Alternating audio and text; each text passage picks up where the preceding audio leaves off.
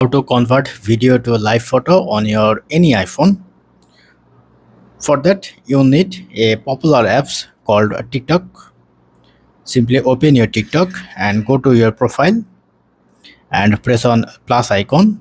Now upload your video that you want to convert. As suppose I am selecting this video, then press on next and just press on next and make sure you are selecting only me option and press on post videos and go to your gallery again and just reload your TikTok apps. Then if you go to the key icon, then you can see your videos.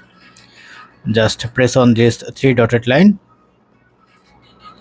and from here you can see the live photos option available here.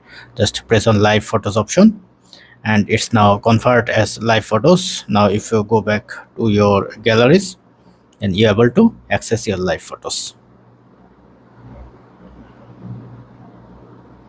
So that's it. This is the easiest way to convert video as a live photo. Hope video helpful. Don't forget to thumbs up and do subscribe. Have a good day.